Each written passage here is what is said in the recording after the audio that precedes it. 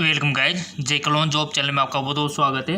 आज के इस वीडियो में हम डिस्कस करने वाले हैं मल्टीपल चॉइस क्वेश्चन जो आपके एंट्रेंस एग्जाम कंपटीशन एग्जाम के लिए बहुत हेल्पफुल है। ठीक है, सो ये देखिए, आप जैसे देख सकते हो मल्टीपल चॉइस क्वेश्चन। ठीक है, और आपके एंट्रेंस एग्जाम बहुत नज़दीक आ चुके हैं, ऐसे में आपको तैयारी और बेटर बनाना है। ठीक है, तो आप देख सकते हो पहला क्वेश्चन है, अदरक में वानस्पतिक प्रजनन के द्वारा होता है। ठीक है, vegetative propagation in ginger take place by, बताइए किसके थ्रू होता है अदरक में प्रजनन? वुलविल, राइजोम, ऑफसेट या फिर लीवर्स। हिंदी में भी आपके सामने ऑप्शन दिया हुआ है, बता दो, किसी एक पर टिक लगा दो आपको, ताकि आपकी प्रैक्टिस भी अच्छी हो जाए। तो आपने लगा दिया होगा टिक वैसे बेसिकली, तो चेक नाउ, इसका राइट ऑप्शन हो जाएगा आपका ऑप्शन 2। ठीक है, जिन का सही था बहुत बहुत धन्यवाद, यानी कि इसका राइट ऑप्शन हो जाएगा राइजोम। ठीक है, राइजोम के थ्रू होता है। चलते हैं क्वेश्चन की ओर। अगला क्वेश्चन है आपका, निम्न में से कौन सा फल असत्य फल है? In the following which fruit is false fruit, बताइए। In the following which fruit is false fruit? मक्का, आम, सेव, टमाटर, बताइए। आपने पढ़ा होगा असत्य फल तो गाइस 12th में। लगा दो टिक, लगा दिया, चेक नाउ, इसका राइट ऑप्शन हो जाएगा ऑप्शन 3 एप्पल। ठीक है, ये एक असत्य फल है, फॉल्स फ्रूट है। पता नहीं है तो पता कर लो गाइस, ये मैंने आपको बता दिया है। एंट्रेंस एग्जाम में, कंपटीशन एग्जाम में ऐसे क्वेश्चन बनते हैं। ठीक है ना, और जिन का सही था बहुत बहुत धन्यवाद। नेक्स्ट है,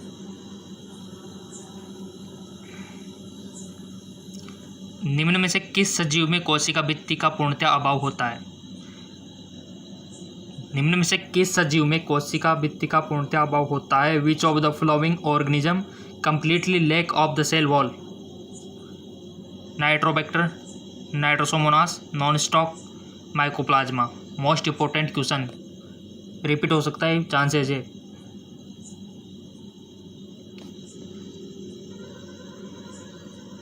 आई थिंक आपने वन ऑप्शन सेलेक्ट कर लिया होगा। इसका जो राइट ऑप्शन हो जाएगा ऑप्शन 4 माइकोप्लाज्मा। ठीक है, और माइकोप्लाज्मा सबसे छोटी कोशिका भी है, याद नहीं है तो लिख सकते हो, सबसे छोटी कोशिका भी यही है। और ये माइकोप्लाज्मा ऑक्सीजन के बिना भी रह सकता है। ठीक है ना, और इसमें पूर्णतः कोशिका भित्ति का अभाव भी होता है। ये छोटा मोटा नहीं है, माइकोप्लाज्मा बहुत सारे करेक्टरिस्टिक आपको याद रखना है। नेचर पहला है कि ये सबसे छोटी कोशिका है, अगला है कि ये इसमें कोशिका भित्ति का अभाव होता है, अगला है कि ये ऑक्सीजन के बिना भी रह सकता है। ठीक है ना, माइकोप्लाज्मा। और ऐसे क्वेश्चन बनते हैं गाइज। नेक्स्ट है आपका,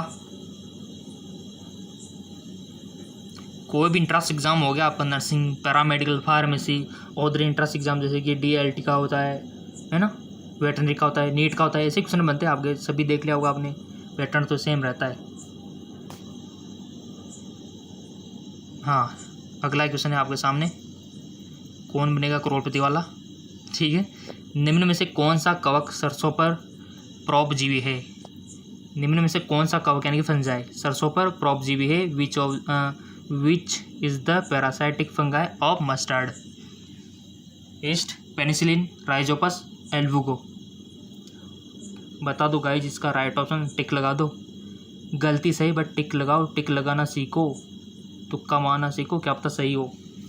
लगा दिया, तो इसका राइट ऑप्शन हो जाएगा 4 एल्बुगो। गलत है तो वीडियो को 2 से 3 बार देख लेना, सिंपल सी बात है, ये पनिशमेंट है आपकी। और इंट्रेंस एग्जाम देखो, फ़ायदा भी आपका होगा, 2 बार देखो, 10 बार देखो वीडियो का, आपका फ़ायदा होगा।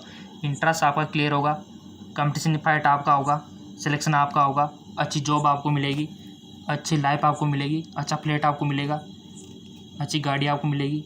ठीक है ना, तो आपका फ़ायदा, वीडियो अच्छे देखोगे, अच्छी जॉब मिलेगी। ठीक है ना, और साथ में इज्जत यानी कि रेपुटेशन भी आपको मिलेगा। ठीक है ना, आपको पता है कि विलेज लाइफ यानी कि गाँव में तो आपको पता है कोई भी जॉब लग जाए तो उसकी रेस्पेक्ट इतनी होती है, पूछो मत हो। ठीक है, हर जगह देख लो, सिटीज़ में, गाँव में, हर जगह वैल्यू होती है। ठीक है, पढ़ने वालों की, अच्छे से पढ़ो, रटना नहीं है, समझना है। अगला क्वेश्चन है आपका,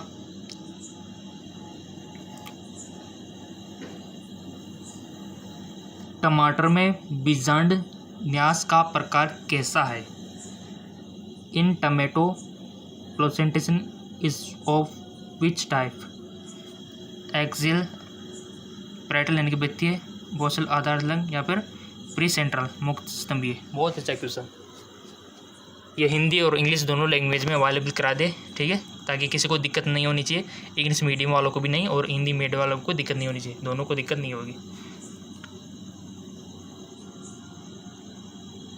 आई थिंक आपने टिक लगा दिया होगा। इसका right option check now 1 axis axial, यानी कि टमाटर में किस प्रकार का पाया जाता है? अक्षीय बीजांड विन्यास। ओके, नेक्स्ट क्वेश्चन आपका, विभजोतक जो परिपक्व उत्तकों के बीच होती है वह कहलाती है?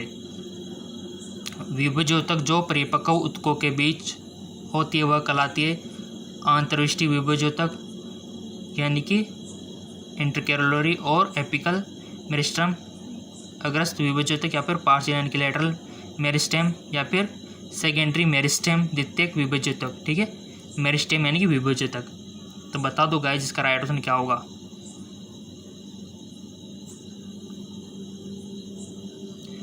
परिपक्व उत्तकों के बीच होती है, बिटवीन मैच्योर टिश्यू, इस कॉल्ड इज, क्या बोलते हैं उसको? टिक लगा दिया आपने किसी एक पर? ये 4 ऑप्शन आपके सामने, ये वाले लगा दो, किसी एक पर लगा दिया। चेक नाउ, इसका राइट ऑप्शन हो जाएगा फर्स्ट। जिन्होंने फर्स्ट पे लगाया उनका बहुत बहुत धन्यवाद। इसका राइट ऑप्शन हो जाएगा एपिकल इंट्रा कैपिलरी, ठीक है, अंतर्विष्ट विभजोतक। ठीक है, नेक्स्ट है आपका, चाय की पत्ती में कौन सी सरल अस्थायी उत्तक होती है? चाय की पत्ती में प्रेनिकाइमा यानी कि मृदुतक, कोलेनिकाइमा यानी कि स्थूलकोणातक, और स्क्लेरॉइड यानी कि कड़क, और याद लास्ट है हमारा स्क्लेरेंकाइमा फाइबर। हिंदी में समझ में नहीं आता है, ऊटपटांग से नाम यहाँ पर दिए हुए हैं, तो आप इंग्लिश का सहारा ले सकते हो। पेरेनिकाइमा, कोलेनिकाइमा, स्क्लेरेन फाइबर, सब कुछ इंग्लिश में अच्छा खासा दिया हुआ है। तो आपके एग्जाम में भी इंग्लिश लैंग्वेज दी होती है, आपको बिल्कुल भी घबराना नहीं है। हिंदी में देखो कुछ समझ में नहीं आता तो आप इंग्लिश का सहारा ले सकते हो, ठीक है। तो बता दो चाय की पत्ती में कौन सा सरल अस्थायी उत्तक होते हैं? In the leaf of tea which simple permanent tissue in present. सरल अस्थायी उत्तक, आई होप आपने चूज कर लिया होगा 1 ऑप्शन। इसका राइट ऑप्शन हो जाएगा 3rd, यानी कि स्क्लेरॉइड क्लक, ठीक है, ये वाला होता है, ये वाला, ठीक है। नेक्स्ट,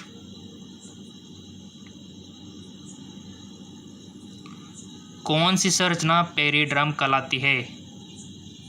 कौन सी संरचना पेरिड्रम कहलाती है? Which structure is called periderm? Phellogen या कार्क, यहाँ पर इंग्लिश में भी दिया हुआ है, अगर आपको समझ में नहीं आता है तो। फेलम या कॉर्क, या फिर फेलोड्रम या बाइवल्क, फेलोजन, फेलम एवं फेलोड्रम, तीनों बता दो पेरिड्रम कहलाती है।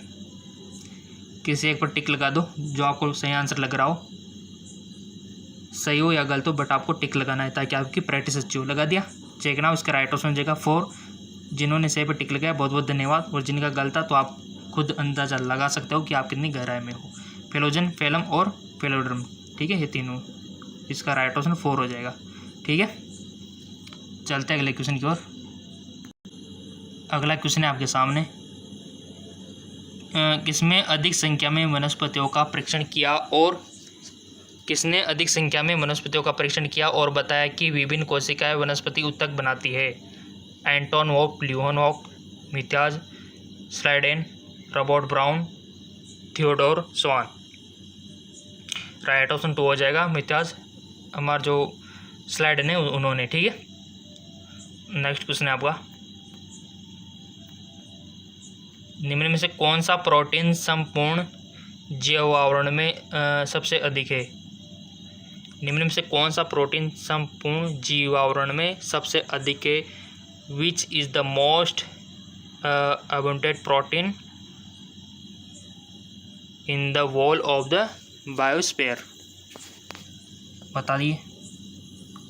संपूर्ण जीवाणु में सबसे अधिक के एक्टिन, मायोसिन, रूबिस्को, ट्रोपोमायोसिन। तो इसका राइट ऑप्शन हो जाएगा रूबिस्को। ठीक है, ऑप्शन थर्ड इसका राइट ऑप्शन हो जाएगा। ये वाला सबसे ज़्यादा है गाइज जीवावरण में, रूबिस्को। नेक्स्ट है आपका, नेक्स्ट क्वेश्चन है आपका, बहुत अच्छे क्वेश्चन है गाइज, ऐसे क्वेश्चन बनेंगे आपके। समसूत्री विभाजन की साइटोकाइनेसिस में कौन सी अंगिका 2 कोशिका में बढ़ती है? During the cytokinesis of the mitosis which organelle is divided into 2 cells? Mitochondria, nucleus, Golgi body, endoplasmic reticulum. I hope आपने 1 ऑप्शन सिलेक्ट कर लिया होगा। इसका राइट ऑप्शन हो जाएगा फर्स्ट, माइटोकॉन्ड्रिया। अगला क्वेश्चन है,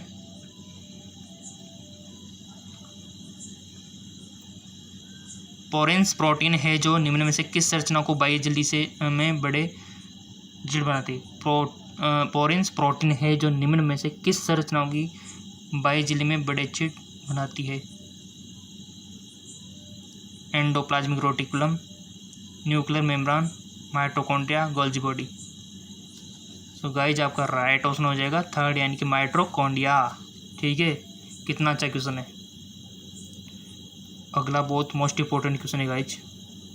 C3 पौधों में प्राथमिक CO2 ग्राहक एवं प्राथमिक CO2 उत्पादक क्रमशः क्या है? ये आपके सामने दिए हुए हैं ऑप्शन, RUBP और PGA VVV RUBP। इसका राइट ऑप्शन थर्ड वाला हो जाएगा गाइज। ठीक है, नेक्स्ट क्वेश्चन है,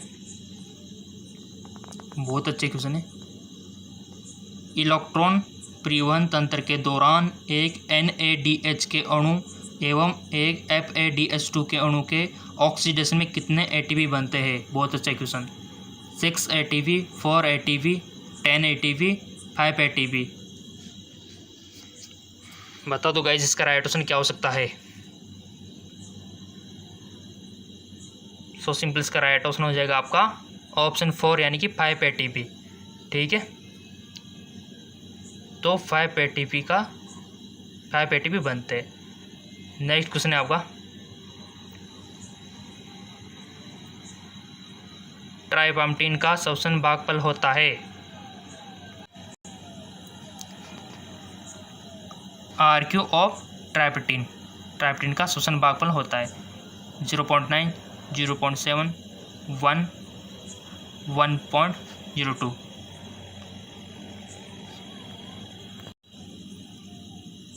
सो गाइज इसका राइट ऑप्शन 2, यानी कि 0.7। ठीक है, ये होता है RQ, और RQ सबका पता होना चाहिए गाइज आपको, RQ। ठीक है, अगला है आपका, कौन सा वृद्धि नियामक बीज के अंकुरण का अवरोध करता है? Which growth regulator inhibit the seeds germination. कौन सा पादप हार्मोन है जो वृद्धि को रोकता है? एब्सिसिक एसिड, एथिलीन, साइटोकाइनिन या फिर जिब्रेलिन। ये सब पादप हार्मोन है गाइज। इसके ऊपर वीडियो भी बनाया था मैंने पादप हार्मोन के ऊपर, जिन्होंने देख लिया वो तो 100% सही करेगा इसको। और ऐसे क्वेश्चन देखो बन गए ना, ऐसे क्वेश्चन बनते हैं। ठीक है, तो राइट नाउ इसका राइट ऑप्शन हो जाएगा गाइज। टिक लगा दो, पहले तो आप लगा दिया, एक रफ कॉपी लेके बैठा करो गाइज, उसमें लगाया करो टिक, फिर एनालिसिस किया करो कि कितने सही थे कितने गलत है, और ऐसे स्टूडेंट आगे जाते हैं। क्योंकि आजकल कंपटीशन बहुत ज़्यादा, क्या बहुत ही ज़्यादा हो गया है। आपके कंपटीटर आगे निकल जाएंगे और थोड़ी सी भी वो आड़ मेहनत कर लेंगे ना तो इसका right option first, abscisic acid. ठीक है, ये होता है वृद्धि नियामक, ग्रोथ रेगुलेटर इनहिबिट। नेक्स्ट है आपका,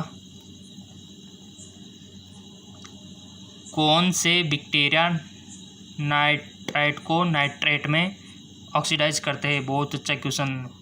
विच bacteria oxidise the nitrate into nitrate? Nitrobacter, nitrococcus, pseudomonas, nitrosomonas. बता दो गाइज, मोस्ट इंपॉर्टेंट क्वेश्चन है, बार बार पूछा जा सकता है आपसे।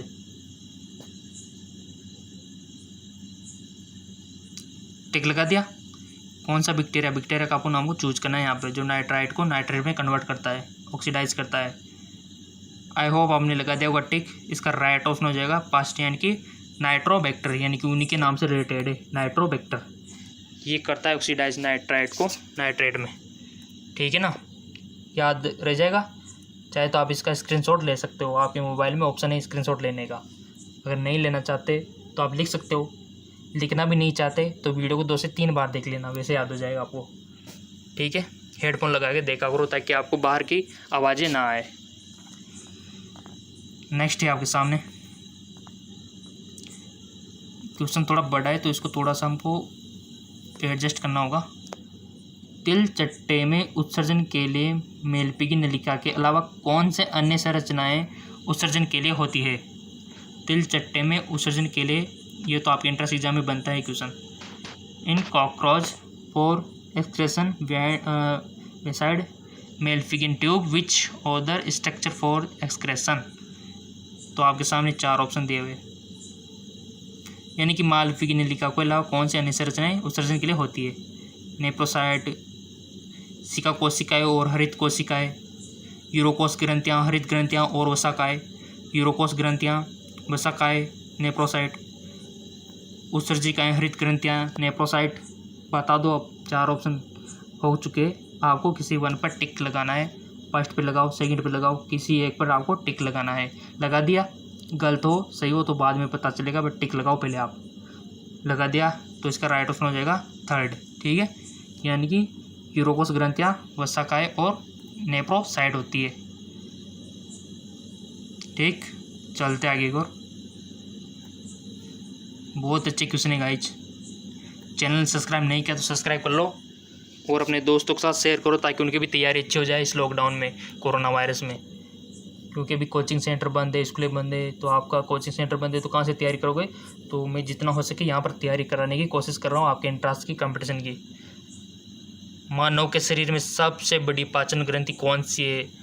विच is the largest digestive gland of the body in human? Liver, pancreas, sublingual gland या फिर गैस्ट्रिक ग्लैंड? सबसे बड़ी पाचन ग्रंथि, टिक लगा दिया। चेक ना, इसका राइट ऑप्शन हो जाएगा फर्स्ट यानी कि लीवर, ठीक है। और गाइज आपसे इसी प्रकार से दूसरा क्वेश्चन पूछा जाए कि मानव शरीर में सबसे बड़ी बहिस्रावी ग्रंथि कौन सी, यानी कि एंडोक्राइन एक्सोक्राइन ग्रंथि कौन सी है? एक्सोक्राइन। तो आपको क्या बताना है? Simple, thyroid. थायराइड हमारे एक्सोक्राइन है क्या? नहीं, एंडोक्राइन है, ठीक है। कंफ्यूज, देखो कंफ्यूज जानबूझ के मैंने आपको कंफ्यूज किया है। एंडोक्राइन की बात कहे तो आपको थायराइड बताना है, और एक्सोक्राइन यानी कि बहिस्रावी तो लीवर पर टिक करना है, क्योंकि ये बहिस्रावी है, ये हमारी एक्सोक्राइन है। एंडोक्राइन की पूछे तो आपको थायराइड बताना है, ठीक है। कंफ्यूज नहीं होना है, अभी मैंने आपको कंफ्यूज कर दिया था। जो हो गए होंगे तो आप लगा सकते हो, और जो कंफ्यूज नहीं हुआ समझो वो इंटेलिजेंट है। नेक्स्ट है आपका क्वेश्चन है, following not present in the saliva, amylase,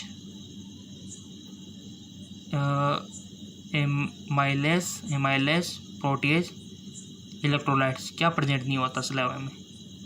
simple, amylase, ठीक है, होता है वो, यानी कि एमाइलेज। ये इनका कहना है कि थोड़ा सा इसको एडजस्ट कर लेते हैं। इक्वेशन कुछ इस प्रकार से है कि which of following not present in saliva में क्या प्रेजेंट नहीं होता? सो सबको पता है कि प्रोटीज नहीं होता, ठीक है।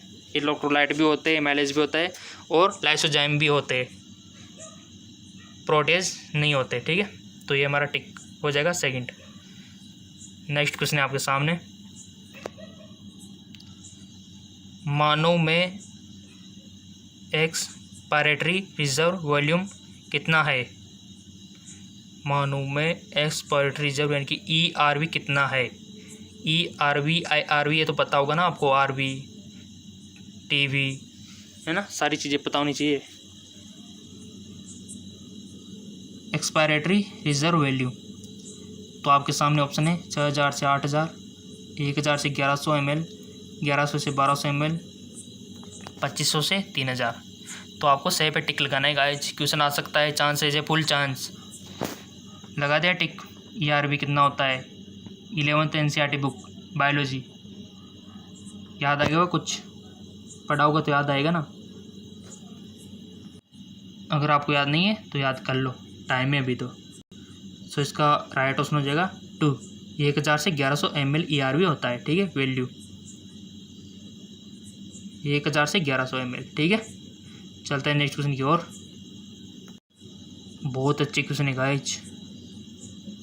एक स्वच्छ व्यक्ति के रुधिर में प्रति 100 मिली कितना हीमोग्लोबिन होता है?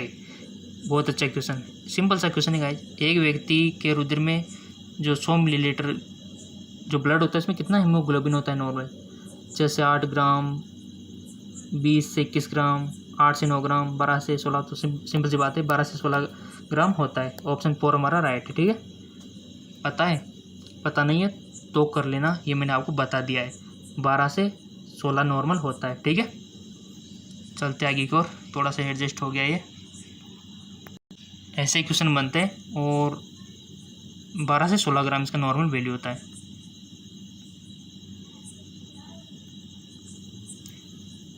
रुधिर थक्का जमने के दौरान निष्क्रिय फाइब्रिनोजन किस एंजाइम की उपस्थिति में फाइब्रिन में बदलता है? रुधिर थक्का जमने के दौरान निष्क्रिय फाइब्रिनोजन किस एंजाइम की उपस्थिति में फाइब्रिन में बदलता है? यानी कि ब्लड क्लोटिंग की सारी प्रोसेस आपको पता होनी चाहिए। क्वेश्चन कैसे भी बन सकता है, कौन सा तत्व इसमें हेल्प होता है, कौन सा एंजाइम इसमें हेल्प करता है। रुधिर थक्का जमने के दौरान निष्क्रिय फाइब्रिनोजन किस एंजाइम की उपस्थिति में फाइब्रिन में बदलता है? तो थ्रोम्बोकाइनेज, थ्रोम्बिन, एमाइलेज, आइसोमरेज। इसका राइट ऑप्शन हो जाएगा, टिक लगा दो पहले तो, आप लगा दिया। इसका राइट ऑप्शन हो जाएगा 2, थ्रोम्बिन, ठीक है। टिक नहीं लगाते हो तो अपने आप के साथ धोखा कर रहे हो आप। अगला क्वेश्चन है, एक ही ओर के आलिंद और नीले मोटी पेशी ऊतक से अलग होते हैं उसे क्या बोलते हैं? आपको तो पता है कि आपके हृदय में 4 चैम्बर होते हैं। कितने चैम्बर होते हैं? 4। तो ये बोल रहा है कि एक ही ओर के आलिंद और नीले, या आलिंद मान सकते हो, ये नीले, ठीक है। एक ही ओर के आलिंद और नीले एक मोटी पेशी से अलग होते हैं, यानी कि इसकी बात कर रहा है, तो उसको क्या बोलेंगे बता दो। आंतर आलिंद पट्ट, इंटर आर्टिकुलर सेप्टम, एंट्रोवेंट्रिकुलर सेप्टम, या फिर वेंट्रो एंट्रिकुलर सेप्टम। टिक सही लगाना है गाइज, क्योंकि ये तो आपके 12th का 11th में पढ़ चुके हो, गलत नहीं होनी चाहिए। सो गाइज इसका करेक्ट ऑप्शन हो जाएगा ऑप्शन 3, यानी कि हमारा आलिंद नीलीय पटल, ठीक है, यानी कि एंट्रो वेंट्रिकुलर सेप्टम। क्योंकि एक और तो आपको पता है कि हमारे सामने क्या था, आलिंद था, तो इसका तो एंट्री हो गया, और एक तरफ नीले था तो इसका वेंट्रिकल हो गया, और सेप्टम ये सेप्टम, तो एंट्रो वेंट्रिकुलर सेप्टम। शब्द में छिपा हुआ सारा ज्ञान। चलते आगे की ओर। रटने का तो काम ही नहीं है आपके बायो में। निम्न में से कौन सा उत्सर्जन द्रव्य सबसे कम पानी का उत्सर्जन करता है? Uric acid, urea, ammonia, creatinine, बताइए। Which of the following excretory substance experience minimum loss of water? टिक लगा दिया, चेक ना। इसका राइट ऑप्शन हो जाएगा यूरिक एसिड, ठीक है। यूरिक एसिड सबसे कम पानी का उत्सर्जन करता है। चलते आगे की ओर। अगला क्वेश्चन है, औसतन वक्र द्वारा प्रति मिनट कितना रुधिर बनता है? औसतन वक्र द्वारा प्रति मिनट कितना रुधिर बनता है guys? On an average, how much blood in filter by the kidney per minute? 110 से 120, 1100 से 11,000 से 12,000 ml, या फिर 1100 से 1200 ml। ये तो आपको बहुत अच्छा क्वेश्चन है गाइस। 800 से 900, यानी कि किडनी द्वारा प्रति मिनट में कितना रुधिर बनता है, फिल्टर होता है, छनता है, ठीक है। सो सिंपल इसका राइट ऑप्शन हो जाएगा 3, 1100 से 1200 ml, ठीक है, इतना। नेक्स्ट क्वेश्चन है आपका, बहुत अच्छा क्वेश्चन था, और आज के तो बहुत ही अच्छे क्वेश्चन है। चैनल को सब्सक्राइब नहीं किया तो सब्सक्राइब कर लो, बेल आइकन पर प्रेस कर लो इसी प्रकार के वीडियो पाने के लिए, ताकि आपकी तैयारी बहुत अच्छी हो जाए गाइस इस लॉकडाउन में। निम्न में से शरीर में किस सीधे से बिल्कुल भी हलन चलन नहीं, किस संधि से बिल्कुल भी हलन चलन नहीं होती? Which joint in the body do not allow any moment? गियर एवं व्याल संधि, cartilage joint, hinge joint, fibrous joint, बताइए निम्न में से शरीर में किस जॉइंट में बिल्कुल भी हलचल नहीं होती, बताइए। ये सब जॉइंट के टाइप दे दे, किस में हलचल नहीं होती है। नॉट एलो एनी मोमेंट, टिक लगा दिया।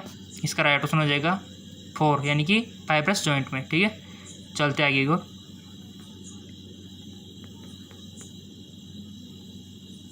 किस कंकाल तंत्र की अनियमितता में यूरिक एसिड के सेप्टिकों के जमा होने के कारण जोड़ों में सूजन आती है? अर्थराइटिस, गाउट, ऑस्टियोपोरोसिस या फिर टेटेनी।